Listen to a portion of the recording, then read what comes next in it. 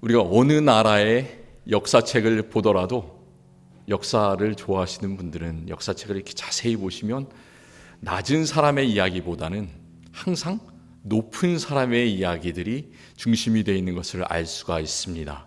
조선시대 하면 어떤 이야기가 떠오릅니까? 주로 왕의 이야기가 떠오르잖아요. 세종대왕이 한글을 만들었다. 이런 왕의 이야기. 그리고 요즘 현대 같은 경우에는 어떤 얘기가 떠올라요? 대통령이 이런 일을 했다라는 그런 위에 사람들의 이야기, 귀족들의 이야기, 왕의 이야기가 주로 중심이 되어 있습니다. 오늘 우리가 열왕기상 말씀을 읽었는데요. 열왕기상하, 이 말씀의 제목처럼 왕들의 이야기예요. 그렇잖아요. 열왕이란 말은 모든 많은 왕들의 그런 역사다라는 그런 이야기입니다. 그래서 우리가 생각해 보면 세상의 역사처럼 이 열왕기 상하, 그것도 왕들이 이렇게 이끌어가는 그런 이야기처럼 보입니다. 열왕기 상하 내용이 어떤 거냐면 다윗 왕이 죽고 나서 그 아들이었던 솔로몬이 이제 왕이 되고, 솔로몬이 왕이 된 다음에 그 죽고 나서 그 아들 때에 가서 나라가 두 개로 갈라지지 않습니까? 갈라져서 참 어려운 역사들을 북쪽 이스라엘 그리고 남쪽 유다가 함께 보냅니다. 그리고 나서 나라가 점점 어려워지고 북쪽 이스라엘은 아수르에게 망하고 남쪽 유다는 바벨론에게 망하는 그런 이야기까지 기록되어 있습니다. 참 그런 어려운 이야기가 여러 이런저런 왕이 있었다라는 그런 이야기가 역사의 중심인 것 같습니다. 그런데 우리가 더 깊이 잘 보면 하나님의 시각에서 이 책을 읽으면 이것은 세상의 역사책이 아니라요, 다른 시각에서 기록되어 있는 것을 알 수가 있습니다. 완전히 다른 시각에서 기록이 되어 있는데요, 이 왕들의 이야기는 핵심이 아니에요. 뭐가 핵심이냐? 이 왕들을 통해서 역사하시는 분의 이야기가 핵심인 거예요. 그게 바로 하나님의 이야기가 이 열왕기 상하의 핵심인 거죠. 그리고 또 두 명의 중심되는 그런 사람의 이름이 나옵니다.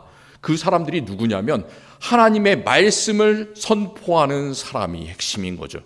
그게 바로 오늘 우리가 말씀에서 읽은 엘리야라는 선지자, 그리고 또 엘리야의 제자였던 엘리사라는 선지자가 이 열왕기 상하의 중심되는 사람인 것을 우리가 알 수 있습니다. 그 두 사람은 이 나라가 둘로 갈라졌을 때 남쪽 유다에 있었던 사람이 아니에요. 그 이스라엘 역사를 잘 보면 항상 그 남쪽 유다 지파가 중심입니다. 왜? 다윗 왕이 유다 지파에서 났기 때문에, 예수님이 유다 지파에서 났기 때문에 항상 유다 지파가 중심이고, 유다에 있었던 왕은 좋은 왕들, 그리고 이스라엘에 있던 왕들은 다 나쁜 왕들, 이런 식으로 기록이 돼 있는데, 이 엘리사 이 사람은 남쪽에서 활동했던 사람이 아니라 그 사람들이 참 안 좋게 생각하는 북쪽에서 활동했었던 그런 선지자입니다. 또 어떤 시대에 활동했던 그런 사람이냐면, 나라가 온갖 악행과 우상숭배가 가득하던 시절에 그때 나라를 다스리던 왕의 이름은 아합이라는 그런 왕이었어요. 아합이라는 왕은 참 손꼽을 정도로 안 좋은 왕이고요. 그리고 그 아들이었던 요람이라는 왕이 다스리던 시절도 거의 마찬가지였습니다. 그 안 좋은 시절에 별 볼 일 없는 북쪽 이스라엘에서 활동했던 그 사람들이 왜 그 성경의 몇 장에 걸쳐서 계속해서 이야기의 중심을 이루고 있는가? 우리는 그것을 생각해야 돼요. 그것이 왜 그러냐? 하나님의 역사는, 이 세상은 왕들에 의해서 다스리는 것이 아니라 하나님 자신에 의해서 다스려진다. 그리고 하나님의 말씀을 선포하고 하나님을 따르는 사람에 의해서 다스려진다. 그 사실을 늘 기억하시기를 바랍니다. 그 사실은 뭐냐면 우리도 역사의 주인공이라는 말이에요. 우리는 역사의 변방에 있는 사람이 아니라, 우리는 왕이 아니기 때문에, 귀족이 아니기 때문에, 아무짝에도 쓸모없는 그런 사람이 아니라 하나님을 믿고 의지하기 때문에 항상 우리는 하나님께서 사용하시는 역사의 주인공이다 라고 확신을 가지시고 담대함을 가지시고 나아가시기를 축원합니다. 우리는 그런 사람들입니다. 그런 대단했던 엘리야가 오늘 말씀에 따르면 참 그 대단했던 사람인데 굴 속에 숨어 있습니다. 하나님의 산인 호렙산에 있는 그 작은 굴 속에 들어가서 그곳에서 밤을 샜다고 그렇게 말하고 있습니다. 그 호렙산은 어떤 산이냐면 신의 산이라고 불리는 또 산이에요. 그 호렙산, 신의 산 같은 산인데 이 산은 옛날에 모세가 있었던 산입니다. 모세가 80살이 되었을 때 하나님께서 그를 부르셨습니다. 어디서 부르셨냐면 그 호렙산의 나무 가운데서 부르시는데 그 나무가 계속해서 불이 타는데 그 불이 꺼지지 않는 거예요. 그래서 모세가 너무나 신기해서 나는 가까이 가서 그 장면을 보리라 라고 갔더니 거기서 하나님께서 그의 이름을 부르시고 그에게 명령을 주셨습니다. 참 놀라운 일이었어요. 모세는 어떻게 하나님의 명령에 반응했냐? 하나님께서 말씀하셨을 때 그 이야기를 잘 들었습니다. 자신은 자신이 없었지만 순종을 했습니다. 그래서 400년 동안 이스라엘 백성들이 노예로 잡혀서 생활하고 있던 그 애굽에 가서 그 무서웠던 바로 왕 앞에 가서 하나님의 말씀을 선포하는 거죠. 하나님의 말씀을 순종하면서 나갔던 사람, 그 사람이 바로 이 호렙산에서 명령을 받았던 모세였습니다. 그런데 이 오늘 우리가 읽은 엘리야는 똑같은 장소 그 호렙산에 있는데 모세와 정반대로 행동하고 있습니다. 그는 그냥 숨어 있어요. 왜 그럴까요? 얼마 전까지 이 사람 참 대단한 그런 사람이었습니다. 열왕기상 18장에는 엘리야 한 사람이 얼마나 대단한 능력을 보여줬는가 그것을 보여주고 있는데요. 한 사람이 850명을 대항해서 싸워서 이겼습니다. 가능합니까? 여러분도 한번 싸운다고 생각해 보세요. 몇 명하고 850명 어떻게 싸워서 이깁니까? 그런데 이 엘리야는 450명의 바알 선지자, 400여 명의 아세라 선지자, 그 사람들 다 싸워서 이겼습니다. 컨테스트를 벌인 거죠. 대결을 했는데 그 대결이 하나님께서 제물을 받으시는 그 사람이 진짜 선지자고 그분이 진짜 하나님이다 라고 이야기를 했습니다. 자신의 능력으로 그 일을 한 것이 아니라 바로 하나님께서 그 제물을 받으심으로 그런 놀라운 일들을 감당하게 됐습니다. 그 놀라운 대결을 보러 사람들이 산에 올라왔죠. 그 갈멜산이었는데 갈멜산에 아합 왕도 올라오고 그리고 참 많은 이스라엘 모든 백성들이 다 올라왔습니다. 그때 엘리야가 담대한 말을 하는데 이 말을 해요. 엘리야가 모든 백성에 가까이 나아가 이르되 너희가 어느 때까지 둘 사이에서 머뭇머뭇하려느냐. 여호와가 만일 하나님이면 그를 따르고 바알이 만일 하나님이면 그를 따를지니라. 그러니까 백성들이 한마디도 대답하지 못했다고 말합니다. 우리의 마음과 참 비슷하지 않습니까? 우리는 때때로 이득이 되는 것을 이렇게 따라갑니다. 나에게 이것이 좀 이득이 될까? 저것이 이득이 될까? 어떤 것인지 그 근본은 별로 중요하지 않고 조금 더 이득이 되는 것, 그것을 따라가는 거예요. 그런데 이스라엘 사람들이 그랬습니다. 하나님이 이득이 될 때는 하나님을 따라가고 바알 신이 자기에게 도움이 된다고 생각하면 바알을 따라가고 그런 참 줏대없는 사람들이 그 사람들이었습니다. 사람들은 이랬지만 엘리야의 믿음은 전혀 꺾이지 않고 확실한 거죠. 전혀 흔들리지 않습니다. 아무리 죽은 신 그 바알에게 소리를 질러도 선지자들이 소리를 질러도 들어주십니까? 절대 바알 신은 들어주지 않죠. 그런데 살아계시는 하나님은 하늘에서 그 음성을 들으시고 하늘에서 불을 내려서 엘리야가 드리는 그 제물을 받아주시는 거예요. 우리도 그런 줄을 믿습니다. 우리 하나님께 매어 있는 우리들이 오직 하나님 한 분만을 섬기는 우리들이 드리는 우리의 마음, 우리의 예물들, 우리의 삶은 하나님께서 기뻐 받으시는 예물인 줄을 믿으시기를 바랍니다. 우리는 참 그래서 대단한 사람들이죠. 그리고 내 자신만 잘 되는 것이 아니라 그 장면을 보고 사람들이 변화되기 시작하는 거예요. 내가 가는 곳마다, 우리 믿음의 사람들이 가는 곳마다 사람들이 막 변화되기 시작하는데 사람들이 어떻게 소리를 지르냐. 그 놀라운 광경을 보고 모든 백성들이 보고 엎드려 말하되 여호와 그는 하나님이시로다. 여호와 그는 하나님이시로다. 한 번 말하는 게 너무 부족하니까 두 번, 세 번, 우리가 믿는 신은 하나님밖에 없습니다. 살아계신 신은 하나님밖에 없습니다. 전에는 이 바알과 하나님 사이에서 왔다 갔다 했던 사람들이 이제는 돌이켜서 그 마음이 하나님을 향하게 되는 거죠. 그때 또 이스라엘에는 큰 가뭄이 3년 반 동안 있었습니다. 이스라엘에서 벌어졌던 그 당시 이야기를 보면 참 우리 세상에서 벌어지는 그런 이야기 같습니다. 가뭄이 심해지고 홍수가 심해지고 기후변화가 일어나고 그런 것처럼 3년 반 동안 아무런 비가 내리지 않았는데 하나님께서 그 비를 내려주셔서 정말로 그 가뭄이 끝나게 되는 거죠. 그런데 그렇게 하나님의 능력을 받아서 놀랍게 하나님의 말씀을 선포하던 엘리야, 그는 지금 어디에 있습니까? 그가 사라져버린 것 같아요. 더 이상 엘리야가 하나님의 말씀을 선포하는 선지자가 아닌 것 같습니다. 그 엘리야의 이야기는 우리가 역사책을 읽을 때, 이 성경에 나오는 구약 성경을 읽을 때 잘 생각해야 되는 것은 뭐냐면, 이것은 나와 관계없는 3000년 전에 2500년 전에 쓰여진 사람의 이야기가 아니에요. 바로 내 자신의 이야기라니까요. 내 자신의 이야기, 엘리야의 이야기는 바로 내 이야기입니다. 예수님을 구원자로 믿는 모든 사람들의 이야기인 거죠. 우리도 살아가다 보면 엘리야와 같은 그런 순간을 우리가 만나게 됩니다. 항상 하나님께 정말로 자신이 넘치고 모든 것을 다 드릴 수 있고 그렇게 느껴지는데, 아주 작은 것 하나 때문에 우리의 마음이 좌절하고 넘어지고, 과연 하나님께서 계신가, 나를 도와주시는가, 그런 생각이 들어요. 참 세상에서도 우리가 잘 나가는 것 같다가도 갑자기 재물이 사라질 때가 있고요, 우리의 마음이 무너지는 그런 순간들이 있습니다. 아무리 높은 명예를 얻고 이름을 얻더라도 다른 사람들이 나를 따돌릴 때가 있어요.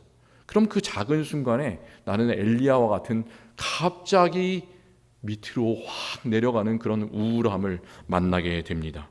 산을 믿을 것 같은, 산을 옮길 것 같은 그런 믿음을 가지고 있는 것처럼 항상 마음에 자신이 넘치더라도, 야, 작은 그 겨자씨만한 믿음도 나는 없구나, 나는 아무것도 할 수 없구나, 그런 생각이 들 때가 있습니다. 그냥 보통 1년, 2년 믿은 평신도들뿐만 아니라요, 저 자신도 그런 생각이 들 때가 있습니다. 목사도 그런 생각이 든다니까요. 제가 감동 깊게 읽었던 그런 책 중에 그 영성학자 아주 유명하신 분이 쓴 헨리 나웬이라는 분인데요, 그분이 쓴 상처 입은 치유자라는 그런 책을 여러 번 읽었습니다. 힘들 때 그 책을 읽으면 참 많은 기쁨이 되고요, 위로가 되고 다시 힘을 얻습니다. 한번 읽어보시기를 바라요, 여러분들도. 그 책에 이런 구절이 있습니다. 주님은 가난한 사람들 가운데 앉아 계시고 한 번에 하나씩 그분의 상처를 싸매어 자신이 필요할 때 그 때를 기다리고 계십니다. 우리는 상처 입은 치유자가 되도록 부르심을 받았습니다. 우리 모두는 다 상처 입은 치유자가 되도록 부르심을 받았다는 말이에요.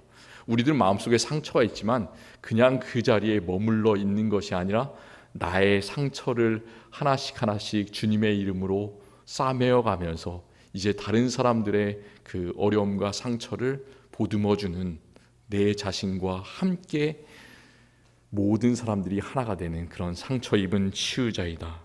참 멋진 말이지 않습니까? 하나님께서 그 상처를 받아서 굴 속에 숨어 있는 그 엘리야를 바라보십니다. 그리고 그 엘리야에게 한마디를 하시는데, 그 말씀이 바로 오늘 말씀의 제목이에요. 그것은 엘리야에게만 물어보신 말씀이 아니라 내 자신에게도 이런 말씀을 똑같이 하나님께서는 물어보세요. 너가 어찌하여 여기에 있느냐? 너 자리가 지금 있는 자리가 굴 속이냐? 어디에 너가 지금 있느냐? 너가 높은 곳으로 하나님을 보면서 나아가야 될 텐데 너가 있는 지금의 자리를 한번 바라보아라. 하나님께서는 우리에게 물어보고 계십니다. 너가 상처 입은 치유자로서 다른 사람들을 보듬으면서 살아가야 될 텐데 너는 왜 그렇게 하지 못하고 있느냐? 그런 이야기를 하십니다. 엘리야가 하나님께 대답을 해요. 자기가 왜 하나님 앞에서 피하여서 또 사람들에게 피하여서 그 호렙산의 굴 속에 숨어 있는가를 10절에서 말씀하는데, 그 이유는 세 가지입니다. 그 세 가지 이유가 우리가 하나님께 늘어놓는 변명의 이유와 참 비슷하다는 것을 생각하게 됩니다. 첫 번째 이유는 뭐냐면, 내가 만군의 하나님 여호와께 열심히 유별하다. 자신이 자랑하는 것 같아요. 나는 다른 사람들보다 훨씬 더 열심히 있었습니다. 이 말씀을 잘 보면 그것은 지금 내가 열심히 있다라는 얘기가 아니라 과거형으로 돼 있어요. has been이라고 써 있어요. 옛날에 내가 그랬습니다. 옛날에는 열심히 이렇게 참 대단했습니다. 그런데 지금은 어떻게 됐어요? 지금은 믿음이 있는지 없는지 잘 모르겠습니다. 그런 거예요. 사람들은 다 머뭇머뭇하고 있지만 나는 옛날에는 참 하나님만을 잘 섬겼습니다. 나는 이렇게 얘기를 하고 있습니다. 두 번째 이유는 그 이스라엘 백성들이 선지자들을 다 죽이고 괴롭히고 이제 나만 남았습니다 라고 얘기를 하고 있습니다. 그런가요? 나만 있습니까? 세 번째 이유는 어떤 걸 됩니까? 세 번째는 그들이 내 생명을 찾아 빼앗으려 합니다. 이 말씀이 진짜일까요? 거짓말일까요? 사실이에요. 이제 참 많은 선지자들이 죽고 박해를 당했는데 그 선지자 중에 남아있는 자기 자신 엘리야도 그들이라고 하는 것은 주로 그 왕비였던 이세벨이라는 그런 왕비가 참 악한 왕비였죠. 그리고 그 아합의 군대들이 자기를 찾아서 죽이려고 하는 거예요. 이 갈멜산에서 일어나는 850명의 그 바알 아세라 선지자들이 죽었다라는 이야기를 아합이 그 아내였던 왕비 이세벨에게 하니까 이세벨이 화가 머리끝까지 났죠. 그래가지고 군대를 불러서 죽이겠다라고 협박을 하는 거예요. 너의 생명이 내일 여기 있지 않을 것이다. 그렇게 얘기하는 거죠.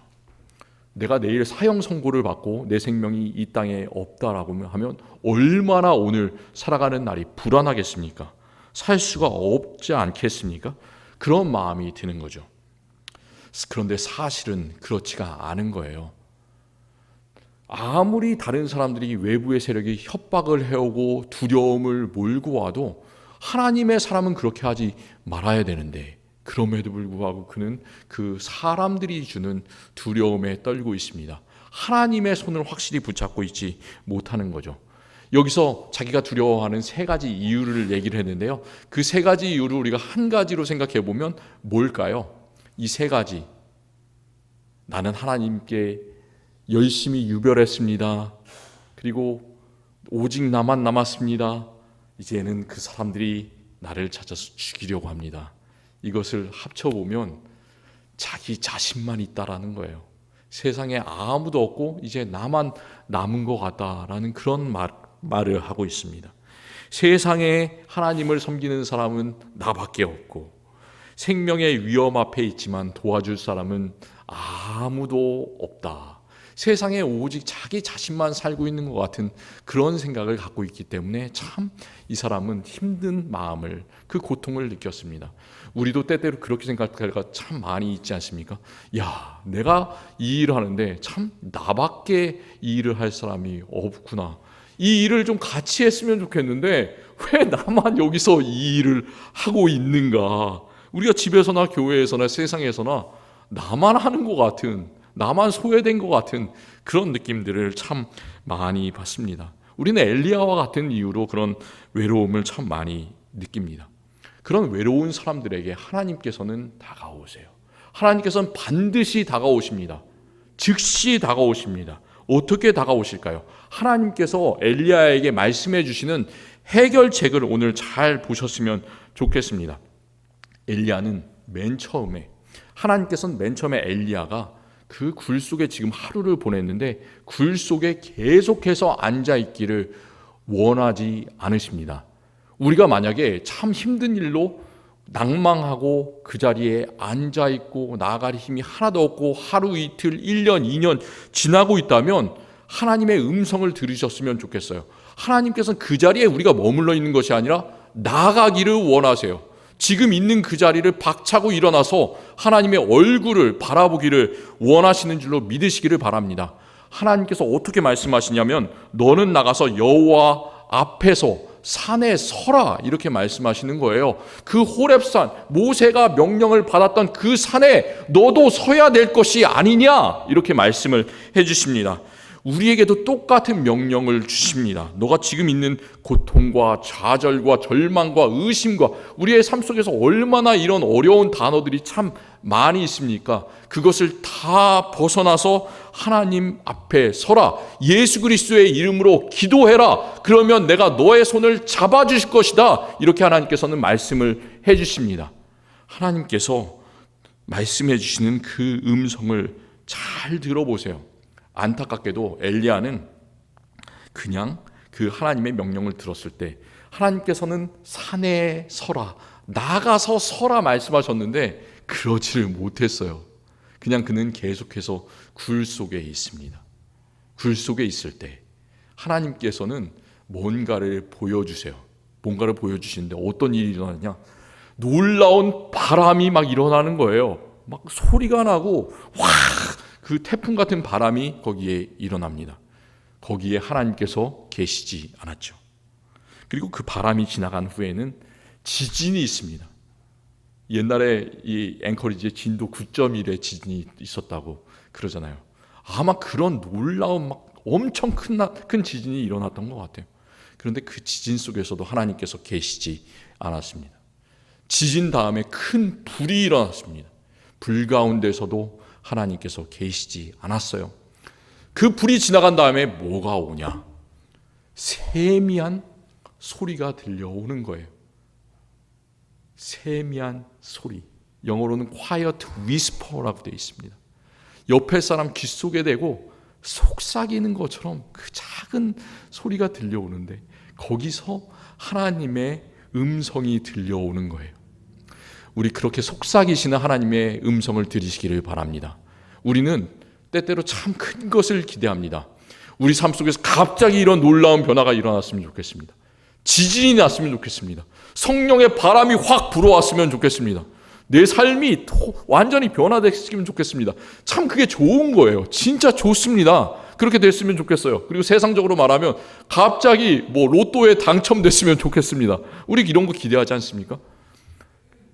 하지만 그런 것보다 더 중요한 것은 뭐냐면 하나님의 세미한 음성인 거예요. 평소에 우리가 살고 있을 때 우리는 집안에서 빨래도 하고 청소도 하고 성경책도 읽고 기도도 하고 학생들은 공부도 하고 매일매일 출근도 하고 일도 하고 그런데 그 일상의 삶 속에서 운전도 하고 그런 가운데서 하나님께서 조용히 얘기를 해주시는 거예요. 그 일상의 삶 속에서 말씀하시는 하나님을 꼭 경험하시기를 바랍니다. 참 중요해요. 내가 매일매일 하는 일이 참 지겹다. 물론 지겹죠. 살아가는 게 지겨워요. 그런데도 불구하고 하나님께서는 우리에게 그런 새로운 세미한 음성을 들려주시는 줄로 믿으시기를 바랍니다. 그때 하나님께서 뭘 얘기를 하시냐? 하나님께서는 놀라운 것을 말씀해 주십니다. 참 안타까운 일은 우리가 그 음성을 들어도 잘 변화되지 않는다는 데 있어요. 엘리야는 그제서야 이제 하나님의 음성을 그 세미한 소리를 듣고 겉옷을 챙겨 입고 하나님을 직접 보면 안 되잖아요. 얼굴을 가린 다음에 굴 밖으로 나가 섭니다. 그때 하나님께서는 똑같은 물음을 물어보세요. 첫 번째 뭐라고 말씀하셨어요? 내가 왜 여기 있느냐? 두 번째도 마찬가지로 엘리야야 너가 왜 여기 있느냐? 이렇게 물어보십니다. 만약에 그 하나님의 음성을 듣고 변화됐다면 어떻게 얘기를 해야 되겠습니까? 하나님, 제가 좌절하고 실망해서 참 목숨이 두려워서 지금은 굴 속에 있었지만 하나님의 음성을 들은 다음에 저는 바뀌었습니다. 이제는 하나님 굴 밖에 서겠습니다. 하나님의 산 위에 서겠습니다. 하나님 말씀하여 주시옵소서. 내가 그 말씀 듣고 따라서 전하겠습니다. 이렇게 해야 그게 하나님의 사람 아니겠습니까? 그런데 엘리야는 그렇게 대답을 안 하는 거예요. 뭐라고 얘기를 하냐? 똑같은 세 가지 이유를 말합니다. 우리가 앞에 세 가지 이유를 봤는데 내 열심히 유별했습니다. 지금 나 혼자 있습니다. 그리고 내 생명을 찾아서 또 나를 죽이려 합니다. 그런 불평을 늘어놨습니다. 근데 그 앞에 있는 구절하고 뒤에 있는 구절하고 한 토시도 틀리지 않고 엘리야는 똑같은 얘기를 하고 있어요. 하나님의 음성을 들었는데도 그렇습니다. 우리도 그렇잖아요. 우리가 때때로 기도하고 마음이 뜨거워질 때는 하나님께서 나를 다 책임져 주시는 것 같고 아무 두려움이 없는 것 같은데, 조금 지나면 그 아주 놀라운 그 첫사랑이 확 사그라집니다. 그러면서 옛날의 마음과 똑같은 그런 이야기를 하게 됩니다. 우리가 그런 사람들이에요. 우리는 나만 아는 사람들이에요. 나의 생명만을 소중하게 생각하는 그런 사람들입니다.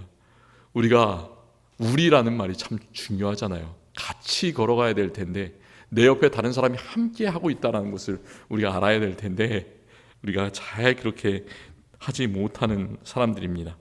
하나님의 소리를 들었는데도 바뀌지 않았던 엘리야에게 하나님의 말씀이 바로 이겁니다.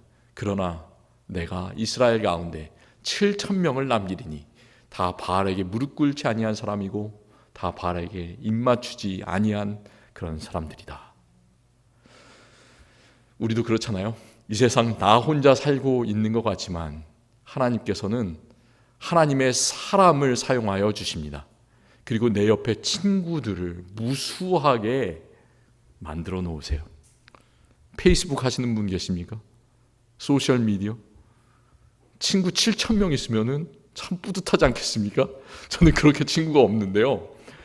그 7,000명의 사람이 나를 위해서 친구가 되어주고 형제 자매가 되어주고 나를 위해서 기도해 준다니까요. 하나님께서는 우리 옆에 그런 놀랍게 함께하는 사람을 주십니다.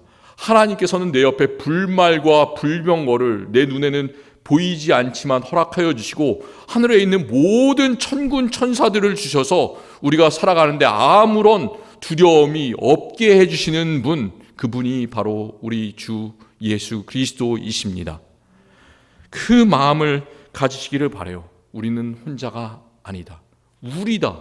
다 같이 가고 있구나. 나 혼자 이 무거운 짐 짊어지는 것 같지만 내 옆에는, 그리고 우리 교회에는 함께 기도하고 함께 위로해주고 그런 형제 자매들이 놀랍게 7,000명이나 있음을 기억하시기를 바랍니다. 그리고 그 누구보다도 우리의 손을 붙잡아 주시는 분, 바로 그분이 누구냐면 우리가 사랑하시는 우리 주 예수 그리스도이십니다. 우리는 예수님께서 손을 붙잡아 주시는 그 장면을 베드로를 보고 떠올립니다. 베드로가 자기 자신이 참 수제자이고 예수님께 대한 놀라운 믿음을 가지고 있는 것처럼 생각을 했습니다. 그래서 예수님께서 그 밤중에 제자들이 있는 그 배로 걸어오실 때 예수님을 맞이하겠습니까? 나 이렇게 얘기를 하고 내가 걸어도 됩니까? 그래서 예수님께서 오라 그러니까 물 위를 걸어가기 시작하는 거예요. 몇 초 있다가, 그런데 바람 소리가 크게 나니까 어떻게 됩니까? 그냥 물속으로 빠져 들어갑니다. 우리도 그렇죠.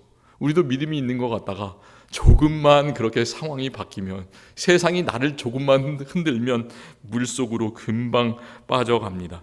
그때 예수님께서 그 베드로를 그냥 구경하고 있을까요? 예수님께서는 그 베드로 그냥 구경만 하지 않으셨어요. 성경이 이렇게 기록하는데요. 예수께서 즉시 손을 내밀어 그를 붙잡으시며 이르시되 믿음이 작은 자여 왜 의심하였느냐 하시고 배에 함께 오름에 바람이 그치는지라. 아멘. 제가 이 말씀에서 참 기분이 좋고 감사한 말씀이, 그 단어를 저는 2개를 찾아봐라 그러면 어떤 단어일까요? 감동을 받았어요. 그 말씀을 보고 어떤 분이 말씀하셨는데, 즉시 예수께서는 우리 손을 붙잡아 주시는데 right away, immediately, 그냥 손을 바로 붙잡아 주시는 거예요. 우리가 힘들 때 예수님께서는 그냥 두고 보시지 않으세요. 즉시 우리의 손을 붙잡아 주시고, 또 2번째 그 단어는 뭐냐면 어떤 걸까요? 배에 예수님께서 혼자 오르셨어요? 아니죠. 배에 함께 오르시니 그 물에 빠져가는 베드로와 손을 붙잡고 배에 함께 오르시는 거예요. 이제 우리 배에 예수님과 함께 오르기를 원합니다. 형제 자매들, 어린이들, 청소년들, 우리 어른들, 노년들, 예수님께서 가시는 배에 함께 오르시기를 바랍니다. 노아의 그 구원의 방주에, 하나님께서 만드신 그 방주에 함께 타시기를 바랍니다. 우리가 예수님과 함께 그 보트에 오를 때 그곳에는 두려움이 없습니다. 어떻게 어떤 일이 일어나느냐? 모든 바람이 그치는지라, 바로 잔잔해진지라. 우리 삶 속에 참 많은 어려운 일들이 있고 어려운 상황들이 있고 어려운 단어들, 고통 근심이 끊이지 않지만 예수님의 손을 붙잡고 갈 때 그 모든 바람이 다 사라지는 줄로 믿으시기를 바랍니다. 내가 왜 여기 있느냐? 하나님께서 물어보실 때 이제는 어떻게 대답하겠습니까? 우리는 지금까지 여러 가지 내 삶 속에 있는 것들로 난 이래서 어렵습니다, 저래서 어렵습니다, 나 혼자 있는 것 같습니다, 이런 변명이 아니라 바로 이사야 선지자가 말했던 것처럼 내가 여기 있나이다, 나를 보내소서, 이렇게 확신을 가지고 대답하시면서 나아가시기를 바랍니다. 그때 우리 주님께서는 우리 모두의 상처와 외로움을 싸매어 주시고 치유하시고 우리에게 새로운 사명을 주셔서 우리도 다 함께 예수 그리스도와 함께 나아가게 해주실 줄을 믿습니다. 기도하겠습니다. 하나님 감사합니다. 엘리야가 참 두려웠습니다. 우리도 세상 살아가면서 이 두려움을 느낍니다. 외로움을 느낍니다. 그렇지만 우리 옆에는 7,000명의 바알에게 무릎 꿇지 않은 사람들이 있음을 기억합니다. 우리 교회를 위해서 함께 기도하고 함께 섬기는 참 많은 사람들이 있음을 늘 기억합니다. 베드로의 손을 붙잡아 주셨던 것처럼 우리의 손도 즉시 붙잡아 주시옵소서. 우리가 다 함께 예수 그리스도의 그 배에 오를 수 있도록 우리의 마음을 즐겁게 하시고 우리의 마음속에 놀라운 평안을 허락하여 주시옵소서. 예수 그리스도의 이름으로 기도드립니다. 아멘.